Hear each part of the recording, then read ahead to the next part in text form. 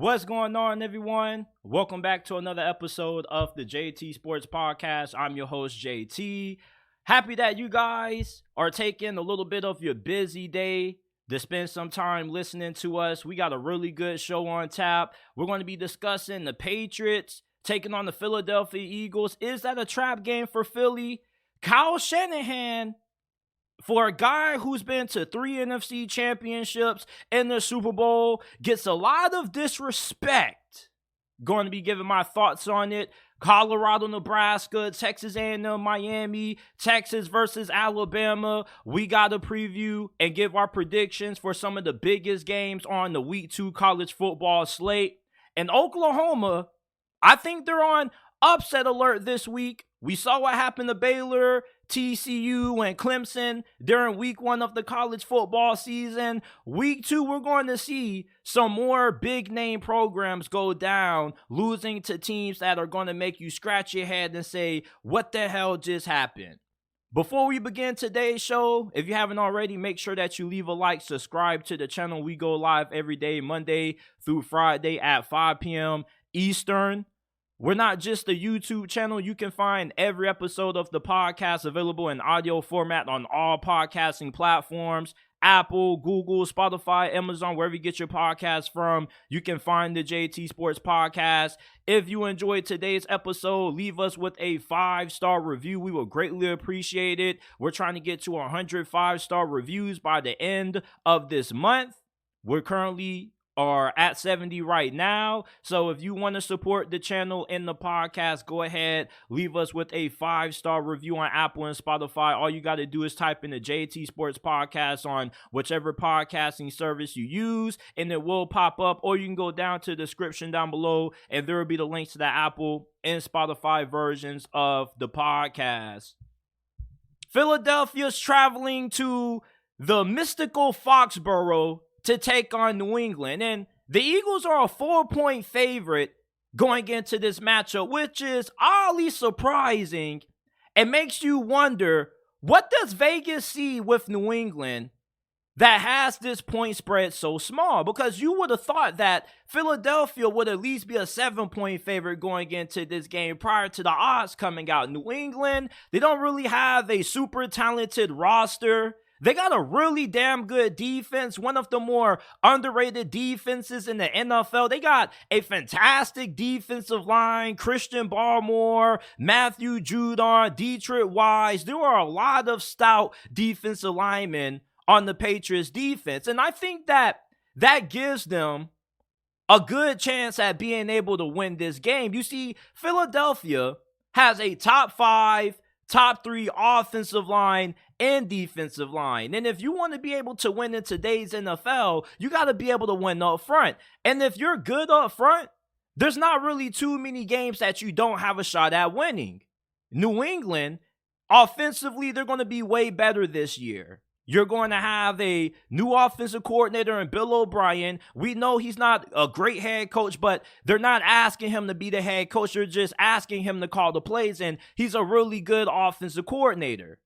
Philadelphia defensively, their secondary looks like a mismatch made in heaven, comparing their cornerbacks matching up against New England's wide receivers. And Juju Smith-Schuster, according to some reports, he has some concerns surrounding his knee. People are calling it a ticking time bomb. That thing could explode at any moment, and it could be the end of his season. And then you got the Mario Douglas, who is a young, promising rookie out of Liberty from the city, 904 Duval, who probably is New England's second best receiver right now behind Kendrick Bourne, but he's questionable to play in this game.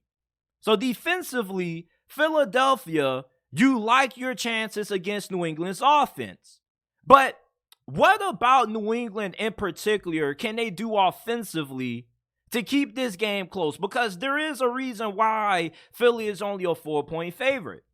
And I think with what the talent the New England Patriots have at tight end, I think they're going to be able to utilize that talent a lot better than what Matt Patricia did last season. And you remember when the Patriots went to the Super Bowl and they lost to the New York Giants, they were destroying the NFL that year with Aaron Hernandez and Rod Gronkowski. Now you got Mike Gesicki, and you also have Hunter Henry, who could be really big X factors in this game for New England. They don't got a lot of talent at wide receiver, so therefore, they're going to have to compensate with that by being able to get big plays out of their tight ends. And Bill O'Brien utilizes a lot of 2 tight end sets. You may look at New England's offense and be like, who the hell is Mac Jones going to throw the football to? But you got to look at their tight ends. If Philadelphia can't slow down these tight ends, this is how New England is going to be able to score some points on this defense offensively. And the Patriots, defensively, they're going to be able to slow down Philadelphia's offense. I don't think that Philadelphia is going to go for 100 points on New England's defense. Bill Belichick is doing some really creative and innovative things on the defense side of the football. And his defense has a lot of speed. It utilizes a lot of defensive backs and nickel and dime packages, kind of serving as linebackers in a sense. And they have multiple guys in the secondary that have this ability to play around the line of scrimmage. Philadelphia, you're going to be bringing in a new offensive coordinator, a new defensive coordinator. How is the camaraderie going to be on your new staff if you're Nick Sirianni? The last time Nick Sirianni was calling plays, it wasn't looking too good for this offense. Now, Philadelphia, their defensive line versus the Patriots' offensive line is going to be a big mismatch. New England's offensive line was not that good last year, and it probably isn't going to be all that great this year. Now, it shouldn't be as bad as what it was in 2022, but Philadelphia has pretty much the best and deepest defensive line in the NFL. That's going to be a huge issue for the New England Patriots. But the Philadelphia Eagles could struggle because New England, their defensive line matches up really good against Philadelphia's offensive line. Philadelphia, their offensive line is pretty much regarded as the best in the NFL. New England's defensive line is probably around top 5 range. If the defensive line can make some big plays behind the line and they can limit the amount of big rushing plays that Philadelphia generates with Jalen Hurts and DeAndre Swift and whatnot, and they can get this game becoming a pass-heavy approach by Philadelphia, it plays into New England's strengths. And New England's strengths on defense are how good they are at being able to get after the quarterback and being able to limit big plays in the passing game. They also have a lot of guys on this defensive line who are more than capable of being able to contain Jalen Hurts and keep him inside the pocket and keep him from getting outside the pocket, extending plays, and picking up big yardage with his legs. The Patriots are a trap game for the Philadelphia Eagles because they may not be the most talented team, but you do know that this team is going to be extremely well coached. They're going to be buttoned up. They're not going to beat themselves, and that's what makes the Patriots such a difficult matchup week 1. You can't base New England solely based on talent. People think that New England is going to be a 3-4 win team this year because they don't got a lot of talent, but New England has never really been a team that's been successful all because they've had one of the best rosters in the NFL. They've been successful because they also have really great coaching. And that's why I believe Vegas has Philly as just a 4-point favorite going into this game as opposed to them being a 6 or 7-point favorite going into this game. It's week 1. The Patriots are going to be ready to play. They're going to be buttoned up. They're going to be well coached. And this offense should improve. But overall, I expect Philadelphia to come out with the win. At the end of the day, this is a game that still comes down to, do you have the playmakers who are capable of making big plays in the big moments down the stretch? And I think that Philadelphia has more than that as opposed to New England. If New England's down the touchdown and they got 1:30 on the clock and they need Mac Jones to drive them down the field to win, I don't like their chances against Philadelphia's defense, in particular with how good this pass rush is and how porous New England's offensive line was in 2022. Kyle Shanahan has been the head coach of San Francisco for the last 7 years. And despite leading San Fran to 3 NFC Conference Championship games, a Super Bowl, multiple division titles, People out there believe that Kyle Shanahan is overrated. You think about what happened with the Trey Lance situation, and a lot of people have a sour taste in their mouth because of it. They say, Kyle Shanahan's so overrated. He can't develop quarterbacks. He isn't good in late game situation. He blows leads in big games. He's overrated. He barely has over a 500 winning percentage. Here's the thing, right? I think that anybody calling Kyle Shanahan overrated is solely basing it based on the Trey Lance incident. You can't judge a head coach based on one missed draft pick. Bill Belichick has whiffed in the draft plenty of times, still a Hall of Fame coach. Same thing with Andy Reid, Bill Parcells. Every head coach isn't going to hit on every draft pick, and every head coach that's an offensive-minded coach isn't going to be able to develop every single quarterback they get. You got to be able to somewhat be able to fit what Kyle Shanahan wants to do in his system, and Trey Lance wasn't a good fit in Kyle Shanahan's system. I don't think Kyle Shanahan should be disrespected because he missed on Trey Lance. There's a lot of different factors that goes into a quarterback being successful and not being successful in today's league. Yes, you do have to fault Kyle Shanahan for whiffing with the Trey Lance pick in his development, but let's not act like he didn't make it to the NFC Championship last year with the last pick of last year's draft and Brock Purdy, Mr. Irrelevant. Let's not act like Kyle Shanahan didn't draft and develop Brandon Ayuk, Deebo Samuel, Nick Bosa, and some of the other promising young talent on this roster. And then you also have to think about this. Can you name me 3 other head coaches in the NFL that have been to 3 conference championships and the Super Bowl since 2017, which is when Kyle Shanahan got hired by the 49ers? If we're going to call Kyle Shanahan overrated, I want to put his resume against the other coaches who we perceive to be better than Kyle Shanahan. My guy Juice tried to tell me that Brian Daboll was a better coach than Kyle Shanahan. How the hell does that make sense? Kyle Shanahan has been to 3 NFC championships and the Super Bowl, has won his division multiple times. How does that make him overrated? And let's not act like, oh, JT, you making this stuff up. Who's calling Kyle Shanahan overrated? Go to the community tab on my channel and check the recent poll we just put out. 50-something% of people think Kyle Shanahan is not overrated, and 40-something% do. So obviously, there's something about Kyle Shanahan that rubs people the wrong way. His clock management late in games can be a little questionable, but who doesn't have questionable clock management? Do you remember when the Raiders upset the Patriots last year? That wasn't great clock management by Bill Belichick. Even Andy Reid has questionable late game decision making at times. Every head coach is not perfect. At the end of the day, we look at Kyle Shanahan, and if we were to judge him solely based on resume and accomplishments and not based on personal opinions, I think that we all could agree that Kyle Shanahan, based on what he's achieved in San Francisco, multiple conference championship appearances, been to the Super Bowl, I think that he probably would be regarded as a top 5 coach if we're just judging him based on his accomplishments and resume as the 49ers head coach. How many other head coaches since 2017 can say they've been to 3 conference championships and the Super Bowl? Kyle Shanahan is not overrated. He's properly rated. He's a top 10, arguably top 5 head coach.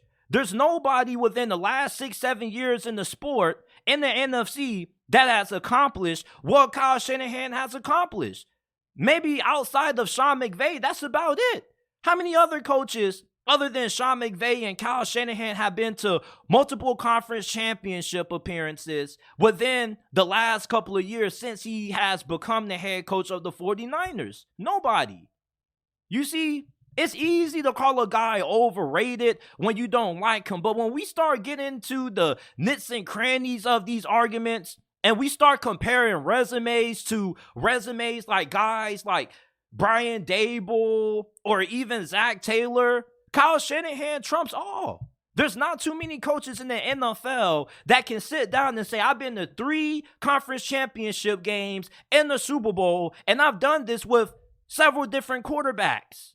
Who the hell can take a 7th-round pick, last pick of the draft, and go to the NFC Championship game with that shit, man? Brian Daboll helped elevate the New York Giants. But let's not act like Kyle Shanahan walked into a 49ers franchise that was just rich and loaded with talent. Kyle Shanahan has had more success with the 49ers than what Jim Harbaugh did. And Jim Harbaugh was just as good as what Kyle Shanahan was his first couple of years into the league. I don't get this notion about Kyle Shanahan being overrated. What makes Kyle Shanahan overrated? 3 NFC championships and a Super Bowl makes him overrated? Well, give me that any day of the week over any other head coach who is perceived to be better than Kyle Shanahan, who doesn't have anywhere remotely close to the resume that he has. We got to stop getting all emotional about this Trey Lance situation. Yes, Kyle Shanahan is a quarterback guru and he is supposed to run a quarterback-friendly offense, but that doesn't mean that every quarterback is going to fit your scheme. It's just life. Sometimes you may meet somebody who you feel you got a great connection with and you may feel like they're your soulmate, but it just doesn't work out. That's life. Trey Lance not working out with the 49ers. There's a lot of reasons for why he didn't succeed there and why he's now with the Dallas Cowboys, but it's just life. He just wasn't a good fit in Kyle Shanahan's system, and the 49ers weren't the right franchise to develop him. But if we're going to call Kyle Shanahan overrated because he failed to develop Trey Lance, I'll ask you, what about Brock Purdy? You're calling the dude overrated because he didn't develop Trey Lance? And you're just going to overlook the fact that the 49ers were just in the damn NFC Championship game last year? This is what we're going to do? They also went to the NFC Championship game, if I don't recall, the year before that, in 2021 and 2019.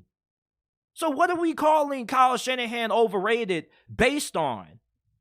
I mean, I think we can assume that people think he's not a top 5 head coach, but if he's not a top 5 head coach, name me 5 other head coaches within the last 6 to 7 years that have been to 3 conference championship games in the Super Bowl.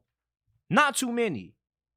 I get why some people call Kyle Shanahan overrated, but it's not really rooted in facts. There's no factual statement that you can bring to support your claim that he's overrated. You're calling him overrated based on your opinion, based on a narrative that's not true, that he can't develop quarterbacks. How can he not develop quarterbacks when he just went to the conference championship game with Mr. Irrelevant? And don't make it seem like anybody would have been able to win with Brock Purdy. He was the last pick of the draft for a reason. He may be the most successful Mr. Irrelevant that there's been in the last couple of years. Mr. Irrelevant is a meme. And Kyle Shanahan went to the NFC Championship with that. What makes Kyle Shanahan overrated? I would love for you guys to tell me down in the comment section down below, along with 5 other head coaches within the last 6 to 7 years that have been to 3 conference championships and the Super Bowl. If you can't tell me any head coaches that have a better resume than Kyle Shanahan, I don't want to hear about them being better. Brian Daboll has only been around for 1 season. He's not better than Kyle Shanahan. He hasn't been to a conference championship game nor a Super Bowl. We got to stop with the disrespect. That's what I'm saying. This is disrespect. Calling Kyle Shanahan overrated is disrespectful to him.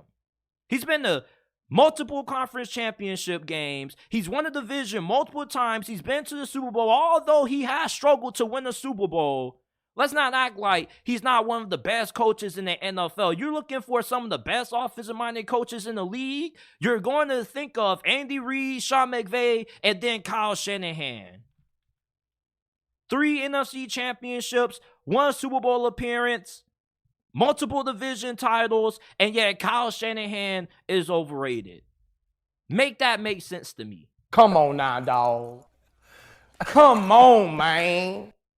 Please. Coach Prime and the Buffs host their home opener against Matt Rhule in Nebraska, and Colorado, they're feeling really damn good about themselves going into this game because they just shocked the college football world by upsetting TCU Are they going to go 2-0 this week against Matt Rhule in Nebraska, who are coming off a really disappointing performance against Minnesota? Nebraska in this game defensively should hold up much better than what TCU did. TCU's defense looked really bad against Colorado. They couldn't stop a nosebleed. And you look at Nebraska, their defense had a really good performance against Minnesota. Minnesota, they're not really known to be an offensive powerhouse, but they do have a pretty talented offense this year. And the fact that Nebraska's defense played the way they did, despite the fact that they didn't get much help from the offense, should tell you how good this defense is. And this defense is going to have to play the same way they did against Minnesota in this game if they want to have a chance. You look at their offense, they're really good running the football. They got a really good running back. Jeff Sims is better running the football than he is throwing the football by a mile. Colorado's run defense really concerns me in this game. We saw how that interior defensive line was getting destroyed by TCU. Anytime they wanted to run the football down their throats, they were able to. They're going to have to correct that in this game against Nebraska because that's a really effective way that the Cornhuskers could move the football. Hell, you don't got to worry about Jeff Sims throwing any interceptions if you don't give him any opportunities to, if you just run the football. And if you can keep Colorado's offense off the field and keep their defense on the field by chewing a lot of time off the clock, that benefits you if you're Matt Rhule. But if this ends up becoming a high-scoring game and Nebraska has to go tick for tack with Colorado, I don't think they're going to be able to do so. They don't have that talented of a team. They don't have a lot of depth. You don't really have a quarterback that has shown you the ability to consistently be able to beat defenses with his arm. Colorado is a 3-point favorite in this game, and it's probably because Vegas still is on the fence about how truly good Colorado is. And if you're somebody who still isn't sold on Colorado, you're probably saying, last week was a fluke. Can they do it again against Nebraska? I'll tell you this. Colorado has a lot of advantages in this game that Nebraska doesn't have. And it all starts with the most important position in football, quarterback. Deion Sanders has obviously proved that he's already one of the best quarterbacks in college football. If you didn't watch any of Shedeur at Jackson State, or you question his ability to perform at a high level against Power 5 competition, well, you got your answer last week against TCU. 510 passing yards, 4 touchdowns, no interceptions. He looked flawless out there. Nebraska, they're going to need Jeff Sims to have a good game. Maybe not as good as Shedeur, but a way better game than what he had last week. 3 interceptions, a couple in the red zone. You can't do that. You can't win games if you're turning the football over in the red area. That's one of the most important deciding factors to determining if a team's going to win or not. So Jeff Sims not being able to effectively throw the football puts Colorado at the advantage in this game. Anytime that you have a significant advantage at quarterback, it gives you a good chance to win because you know that you're going to have somebody who's going to make good decisions with the football and who you can trust with the game on the line. If this does end up becoming a close game, do you trust Jeff Sims with the ball in his hands if you're Nebraska? I think Colorado offensively, they match up really well against Nebraska. They got some really talented receivers. Xavier Weaver, Jimmy Horn Jr., Travis Hunter. There's a lot of star players on this Colorado team, and that's what a lot of people don't mention when it comes to Colorado. They may make it seem like they don't got a great roster, but they may not have a super deep, talented roster, but they do have marquee players who are good enough to impact the game, like Travis Hunter, Shedeur Sanders, and those are the big difference makers that Nebraska is kind of lacking compared to Colorado. You got 2 new head coaches, Coach Prime with Colorado, Matt Rhule with Nebraska. Both are looking to get their programs into national championship contention, and it looks like Colorado may be the more talented team on paper.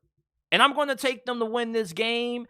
I think they're going to win this game by a pretty big margin. I'll take them 38-17 to win this game. I don't think that Nebraska has too much talent on offense to really be able to stretch the field against Colorado's defense the way TCU was able to do. I don't think their offensive line is going to be all that great. And even though Colorado doesn't have a good defensive line and their run defense is probably going to struggle against Nebraska's rushing attack, it doesn't really matter if Colorado is going to be able to be putting points on the board in bunches.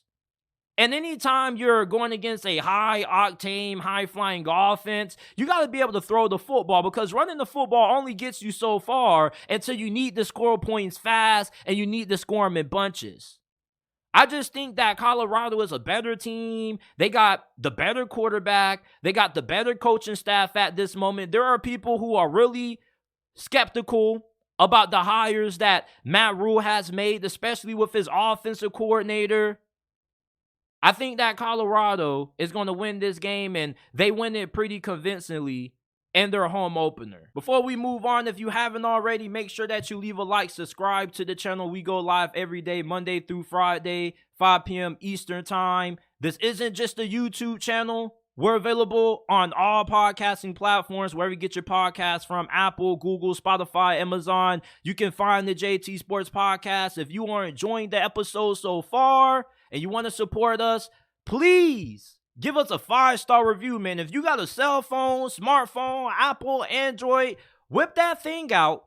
Go to Apple or Spotify Podcast, type in the JT Sports Podcast, and rate us a 5-star review. If you love us and you want to support us, give us a 5-star review and share the podcast, man, because you remember what they used to tell you in elementary school? Sharing is caring. So if you love football and you love this podcast and you know somebody else who loves football just as much as we do, why are you being stingy? Why are you being selfish? Don't hog this podcast all to yourself. Share the love. Spread the wealth. Sharing is caring. If you love football, you know a friend that loves football as much as we do, spread the word about the JT Sports Podcast, man. We're trying to get to 50,000 subscribers. We're only, 500 and something subscribers away. So do us a favor, give us a 5-star review and share the podcast with a friend, family member, or acquaintance. Texas versus Alabama, one of the biggest games of the whole entire college football season. We've been waiting all offseason for this one.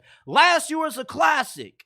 Alabama barely escaped out of Texas with the win, and if Quinn Ewers never would have got injured, most of us believe that Alabama would have lost that game. Well, here we are, a year later, 2023, Texas is going on the road, and they got to do something that has very rarely occurred in Tuscaloosa, and that's teams coming from another city and beating Alabama in the city of Tuscaloosa. There's only been 2 teams in the last couple of years that have pulled off this rare feat.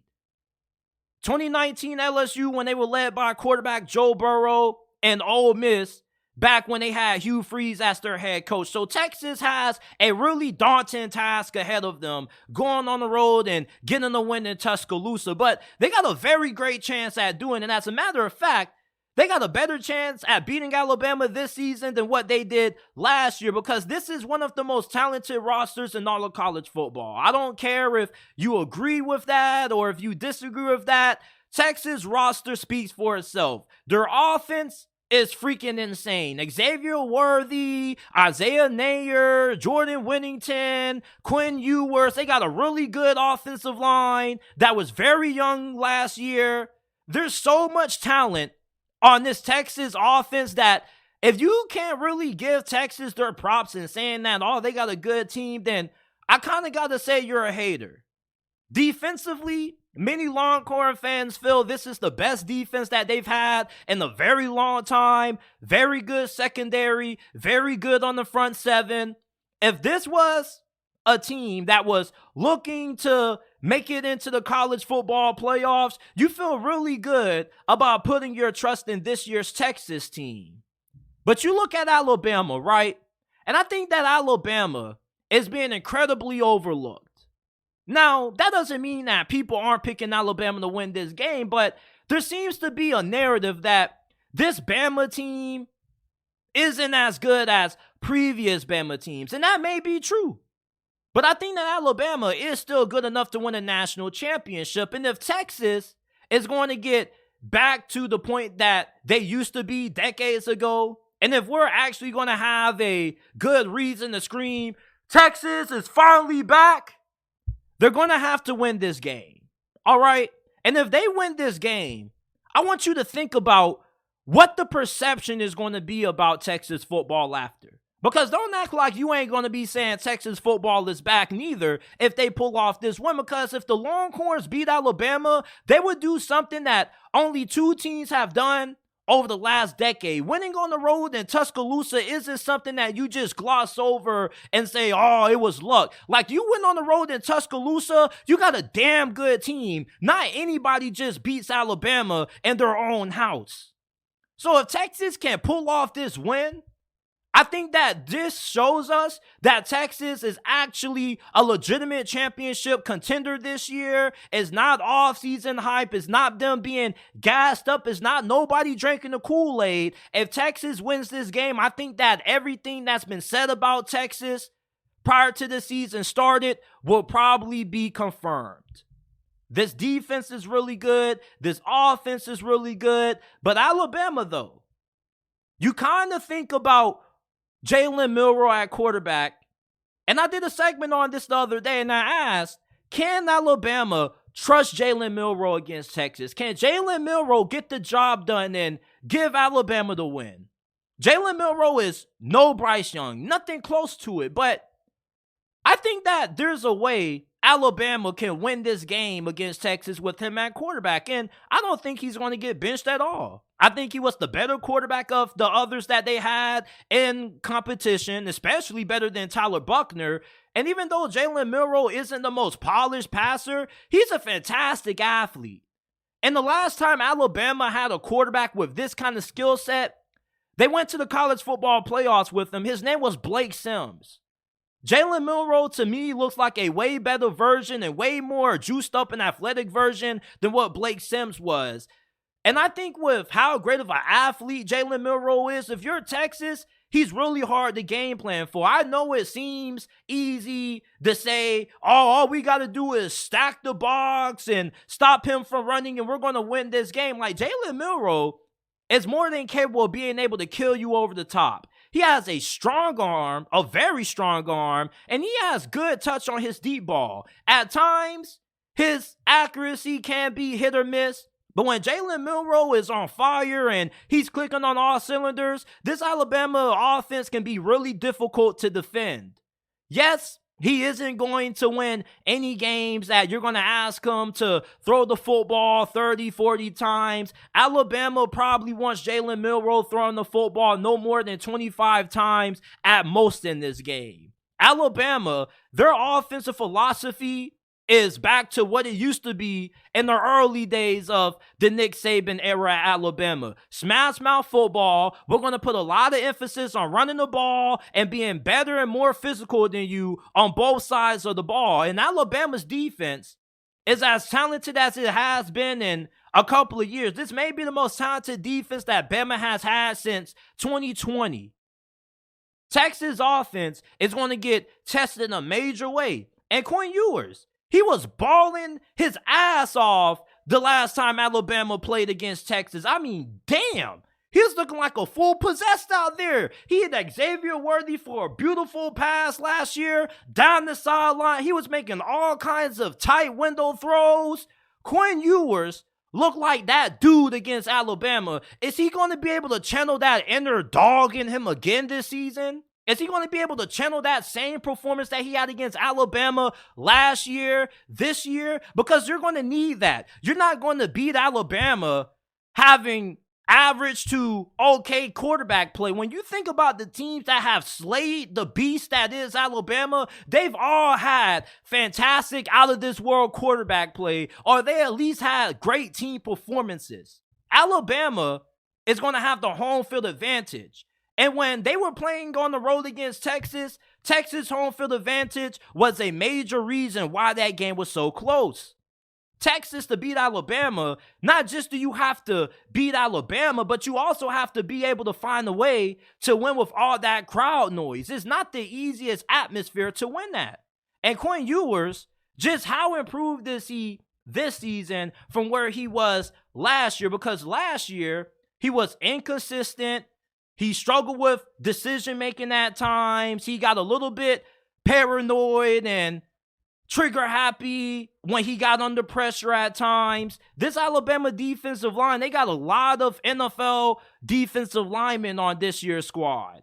Guys like Dallas Turner are going to be a really big difference maker for Alabama's defense in this game.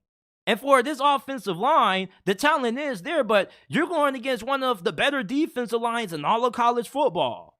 And you're going to need Quinn Ewers to be able to step up and make some big throws when he has guys in his face. Something that he didn't really do a great job at last year.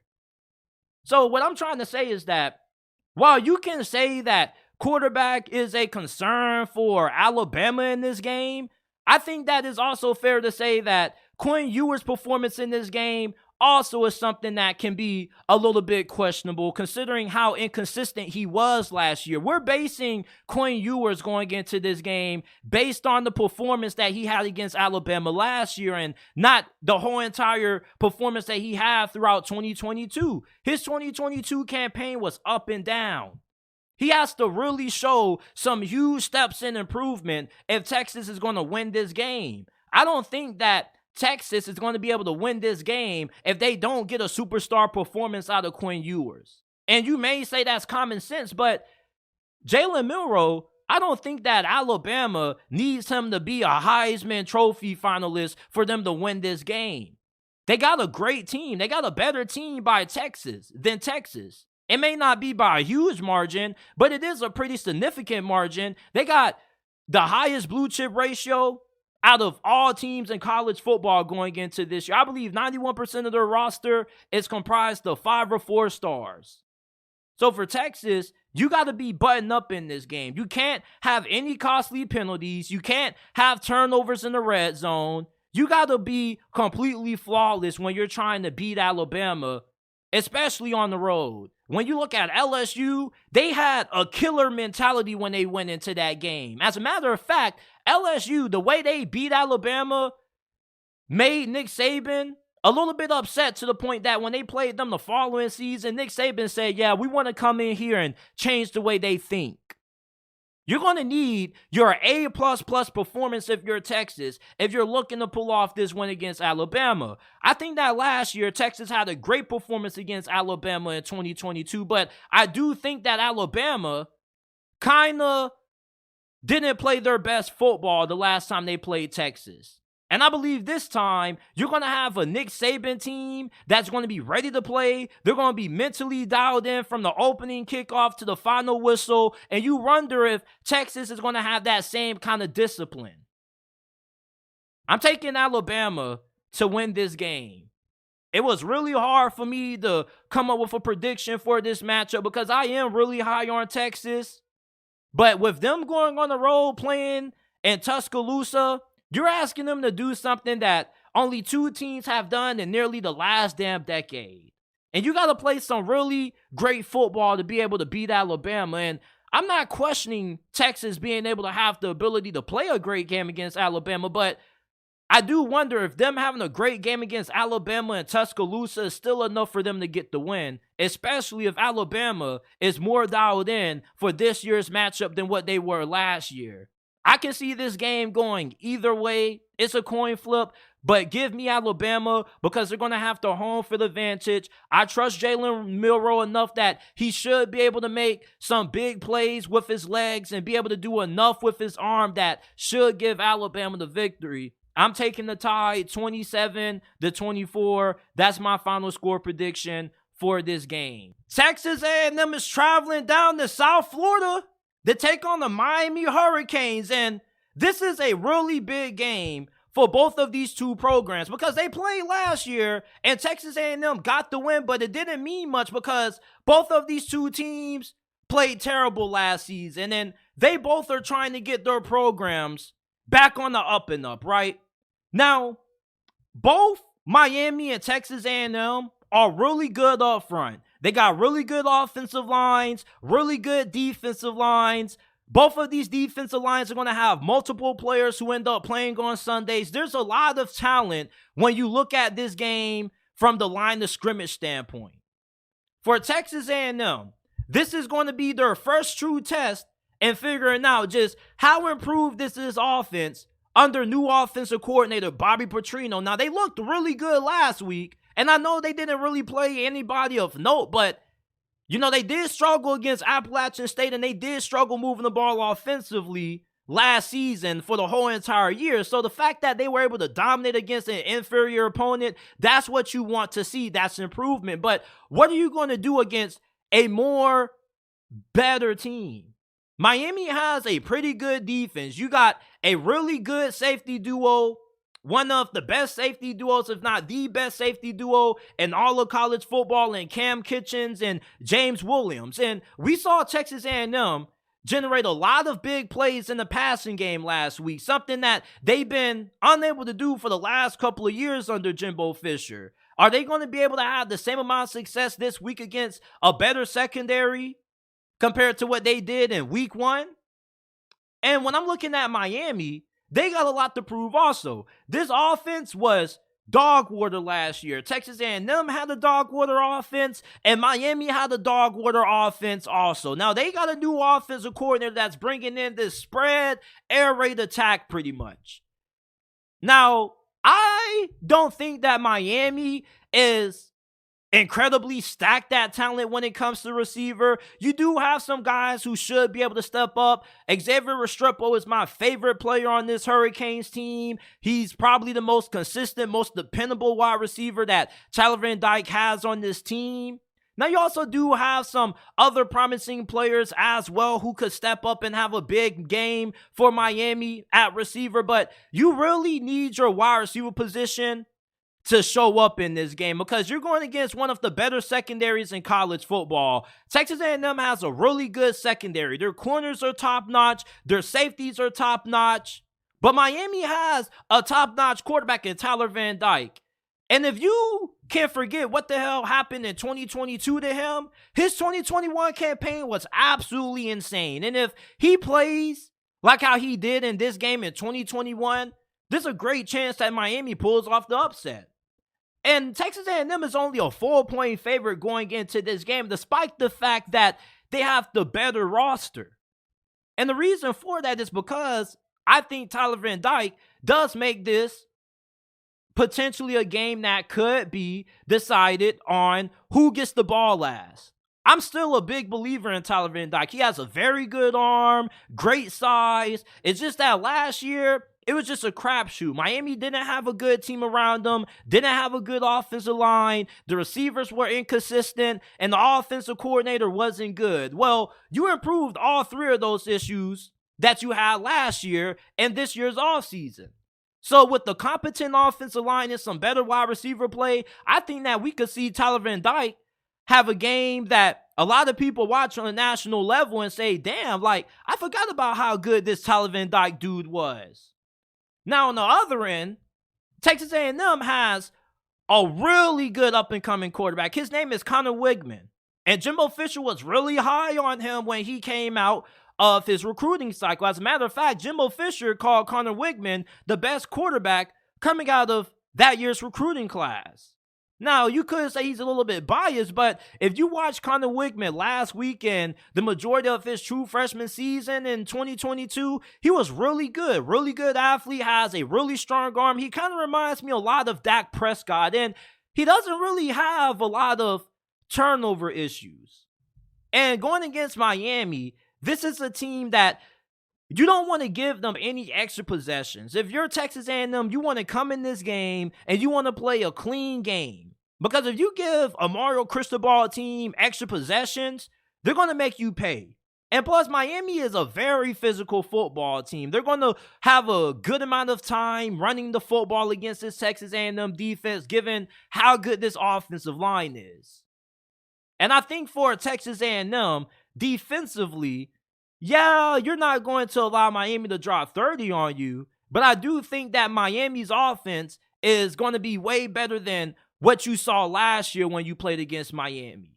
They got a new system, which looks to fit Tyler Van Dyke very well, and they're going to take a lot of shots down the field. And against this secondary, you like their chances. Well, you like your chances of being able to limit the big plays from this offense, but they also can beat you on the ground. They got a very physical group of running backs. And I'm a really big fan of the offensive line play that Miami received last week, especially when it came to run blocking.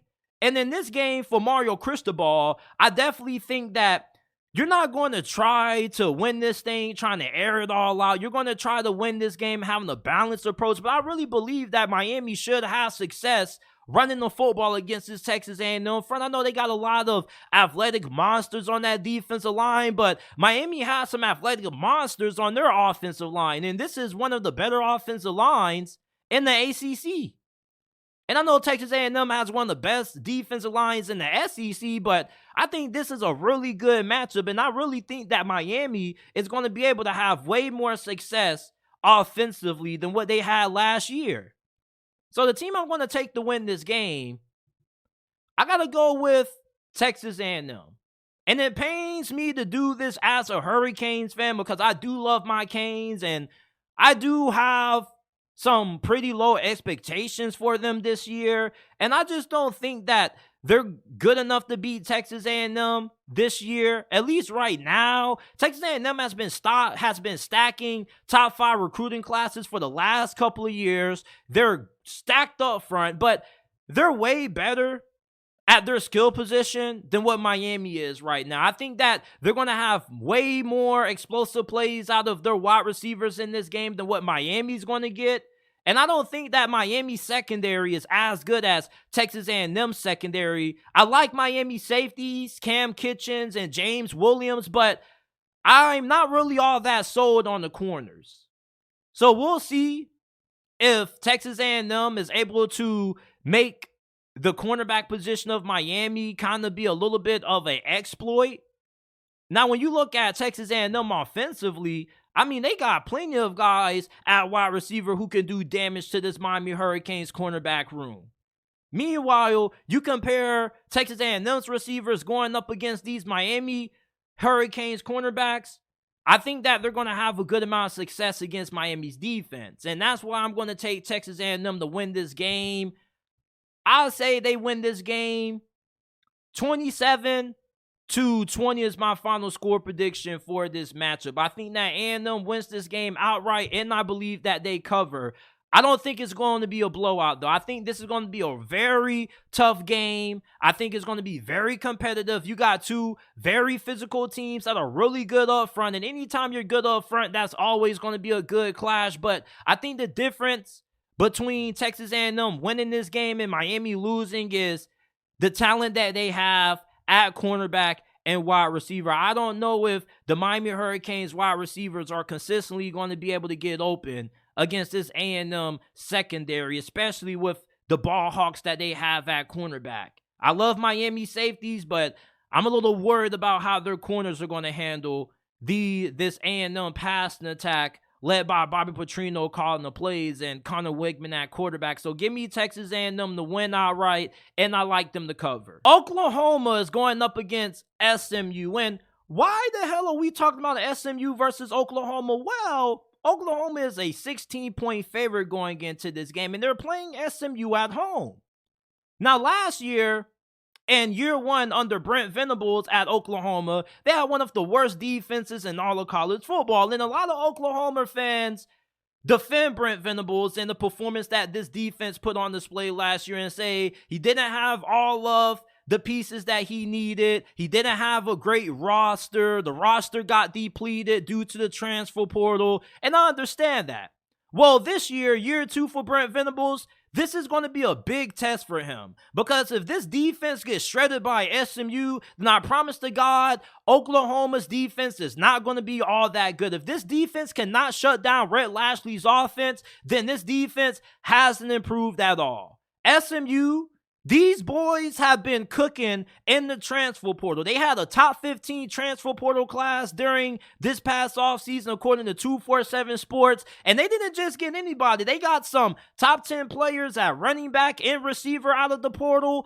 And they had one of the most explosive offenses in all of college football last year. Now, they did lose their starting quarterback to Wisconsin, but they got a really good quarterback and Peyton Stone. Now, Peyton Stone is one of the highest rated recruits in SMU program history. And the only reason I was keeping up with SMU football is due to the fact that this Stone guy, he went viral on Instagram because they say he's the next coming of Johnny Manziel.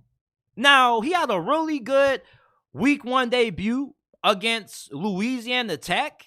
But we're going to see how he does against this Brent Venables defense, because with Brent Venables being the defensive-minded coach, he should be able to have this defense playing at a high level that doesn't allow SMU to go for over 30 against them. Now, Preston Stone, this dude can improvise. He can get outside the pocket, extend plays, pick up yardage with his legs, and he also has a really strong arm.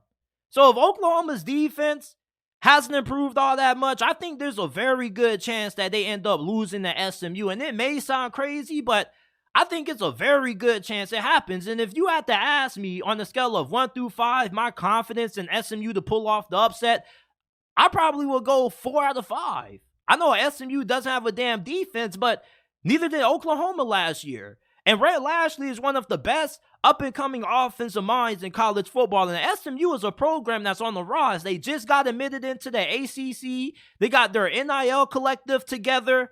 Like, y'all need to do a little bit of homework on SMU and what they've been doing behind the scenes with this football program, because the guys they've been able to get in the transfer portal is obviously due to NIL. Plus, they got a couple of Miami guys, such as Rooster at running back. So this SMU offense, they're going to be really explosive, and it's going to be a really intriguing matchup seeing Brent Venables against Red Lashley's offense, because if Red Lashley gets the best of Brent Venables, then I'm pretty sure a lot of you Sooner fans are going to be really concerned about how this season is going to go. You see, this isn't Arkansas State. You're not going to make Red Lashley cry on the sidelines like how you did the Arkansas State head coach. This is a SMU team that they're going to come into this game and they're going to have all the confidence in the world that they're going to be able to put as many points as possible on this OU defense. We didn't really see any improvement against Arkansas State. You're just so much better than Arkansas State that it's hard to really gauge just how improved overall you are. But SMU, even though they're not going to have a defense, Oklahoma is going to have no problem scoring in this ball game. The question for me is going to be, can Oklahoma slow down the SMU offense that has a lot of talent at wide receiver, a lot of talent when it comes to running back, and a quarterback in Preston Stone who could end up being very good? So I'm not making any predictions in this game. All I'm saying is that you need to keep SMU and Oklahoma on games that could be potential upsets. We saw Duke beat Clemson, Colorado upset TCU. SMU could possibly upset Oklahoma, and they could be the list of upsets to watch week 2 of this year's college football season. This is it for this episode of the JT Sports Podcast. I appreciate you guys for tuning in. If you enjoyed today's episode, make sure that you leave a like. Subscribe to the channel. We go live every day, Monday through Friday. Shout out to everybody in the chat. We got my guy, David Corona, who says, "What up, JT? What up, David Corona?" Travis Williams says, "Bama has to have a good rushing attack with the running backs, and the defense got to step up against Texas wide receivers." I appreciate all you guys for tuning in.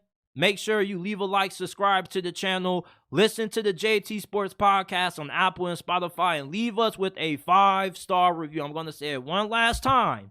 You got a smartphone, iPhone, laptop, whatever. If you can listen to the podcast on that bad boy, go to Apple or Spotify, type in JT Sports, and the podcast should pop up. Leave us with a 5-star review. Share the podcast on your social media platforms with your friends, family members, and acquaintances.